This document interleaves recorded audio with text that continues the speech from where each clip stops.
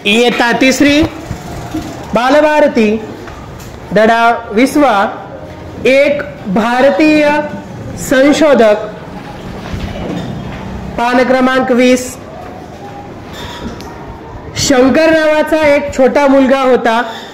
एकदा त्याला दुकानातून साखर आणायला सांगितले तेव्हा दुकानदाराने वजन मापात खोटेपणा करून शंकरला कमी साखर दिली।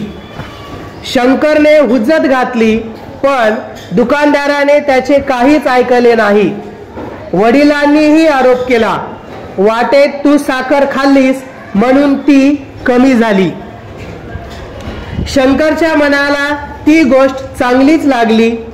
खरे वजन मापणारे यंत्र आपण तयार करावे असे त्याच्या मनात तेव्हापासून सतत घोळत राहिले। हाच शंकर पुढे डॉक्टर शंकर आबाजी भिसे नावाचा वैज्ञानिक म्हणून प्रसिद्ध झाला। डॉक्टर शंकर आबाजी भिसे यांचा जन्म 29 एप्रिल 1867 रोजी मुंबईत झाला। तो काळ पारतंत्र्याचा होता। त्या काळी भारतीय माणसाला प्रत्येक ठिकाणी कमी लेखले जाई। शास्त्रीय संशोधन क्षेत्रात तर त्याला अजिबात स्थान नव्हते।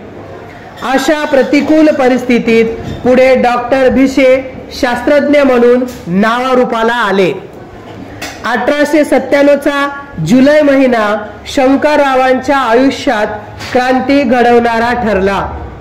ते ज्याच्यासाठी धडपडत होते ती संधी अचानक चालून आली। अनेक वर्षाचे स्वप्न साकार होणारा असा तो प्रसंग होता। इंग्लंडमधील एका शास्त्रीय मासिकात एक स्पर्धा जाहीर झाली होती। ही स्पर्धा वजनमापक यंत्राबद्दल होती। एकाच वेळी हव्या तेवढ्या वजनाची साखर, मीठ किंवा त्यासारख्याच इतर वस्तू यांचे मोजमाप करता येण्याची सोय त्यात असावी अशी अट होती। यंत्र शोधून काढणाऱ्यास बक्षीस होते। भिसे यांच्या वाचनात ते आले पण त्यावेळी यंत्राचा आराखडा पाठवण्याची मुदत लवकरच संपणार होती। त्यांनी क्षणाचाही विलंब न लावता आराखडा तयार करून तो इंग्लंडला रवाना केला आणि काय आश्चर्य, भिसे यांच्या यंत्राचा आराखडा सर्वश्रेष्ठ ठरला। त्यांना बक्षीस मिळाले। या स्पर्धेत युरोप व अमेरिकेतील नामवंत यंत्रशास्त्रज्ञांनी भाग घेतला होता। काही दिवसांनी अमेरिकेतील सायंटिफिक अमेरिकन या मासिकात सदरहू शोधाचा खास उल्लेख करण्यात आला। ही बातमी शेठ NM गोकुळदास यांनी न्यायमूर्ती महादेव गोविंद रानडे, नामदार गोपाळकृष्ण गोखले व दिनशा वाच्छा यांना दाखवली।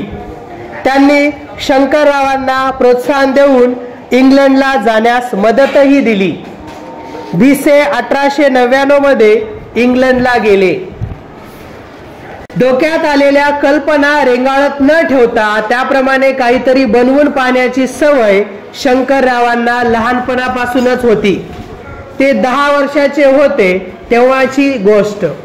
त्यांनी एक मजेशीर प्रयोग केला। लांब अंतरावरच्या 2 ठिकाणांना जोडणारी एक तार बांधली। तिच्या टोकांना घंटा बांधून ठराविक पद्धतीने ठोके वाजवले की हवा तो संदेश ठोक्यांच्या भाषेत पाठवता येईल अशी त्यांची कल्पना होती। त्यांनी त्यांची कल्पना प्रत्यक्षात उतरवली। वयाच्या 15व्या वर्षी शंकररावांनी दगडी कोळशापासून गॅस शुद्ध करण्याचे एक उपकरण बनवले।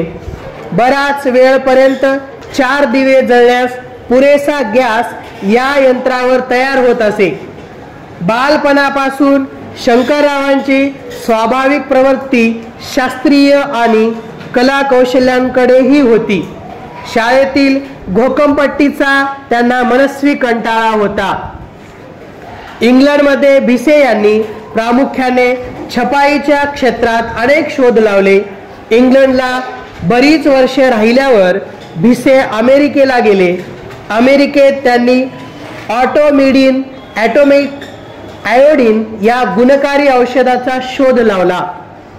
पहिल्या महायुद्धात या औषधाचा जखमी सैनिकांवर उपयोग करण्यात आला.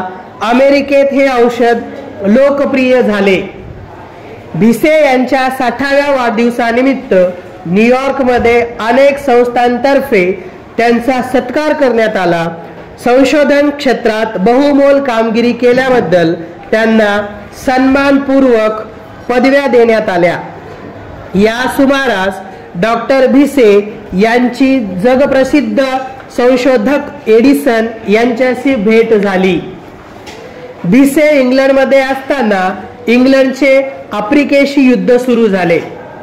यावेळी स्वयंचलित तोफ काढण्याची विनंती काही कारखानदारांनी डॉक्टर भिसे यांना केली.